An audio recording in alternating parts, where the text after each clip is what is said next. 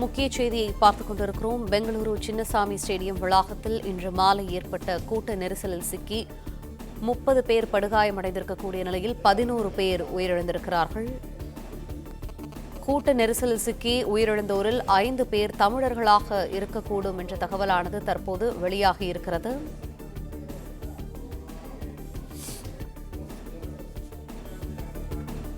பெங்களூருவில் உள்ள விதான்சாதாவிலிருந்து சின்னசாமி ஸ்டேடியம் வரை வெற்றி பேரணிக்கு ஏற்பாடானது செய்யப்பட்டிருந்த நிலையில் நிகழ்ச்சியில் பங்கேற்க ஒரே நேரத்தில் பல்லாயிரக்கணக்கான ரசிகர்கள் சின்னசாமி ஸ்டேடியம் அருகே திரண்டதால் கடும் கூட்ட நெரிசல். ಸುಮ್ಮನೆ ನೀವೇ ನಿಮ್ಮನ್ನೇ ಮಾತಾಡೋದ್ರಾಗ ಏನು ಪ್ರಯೋಜನ? ಹಿಂಗೂ ಮಾತಾಡ್ತೀರಿ, ಹಂಗೂ ಮಾತಾಡ್ತೀರಿ ನೀವು.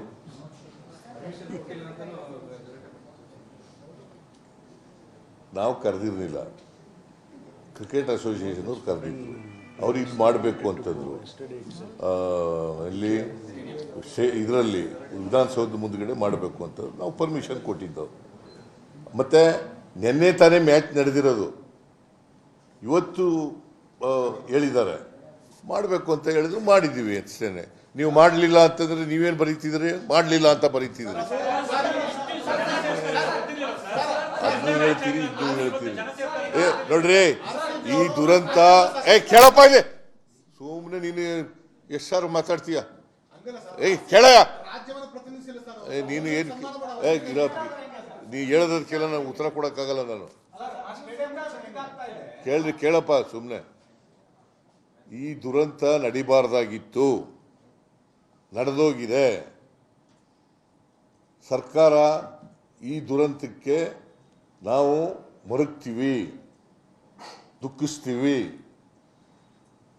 ನಾವು ಇಲ್ಲಿ ಕ್ರಿಕೆಟ್ ಅಸೋಸಿಯೇಷನ್ನಲ್ಲಿ ನಾವು ಪೊಲೀಸ್ ಒದಗಿಸ್ಕೊಡೋದು ಅಷ್ಟೇ. ಅಲ್ಲಿಗೆ ನಾವು ಮಾಡಲ್ಲ function.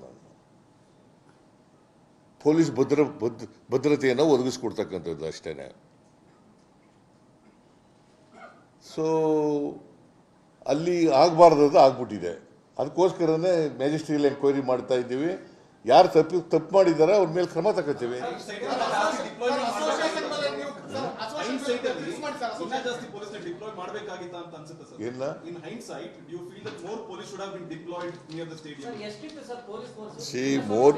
more police people, the entire police people available in Mysore city, they are deployed. Bangalore city police have been deployed. See, Play Store மற்றும் App Storeல் இருந்து பாலிமர் செயலியை QR கோடு மூலம் பதிவிறக்கம் செய்யுங்கள். செய்திகளை உடனுக்குடன் பெறுங்கள்.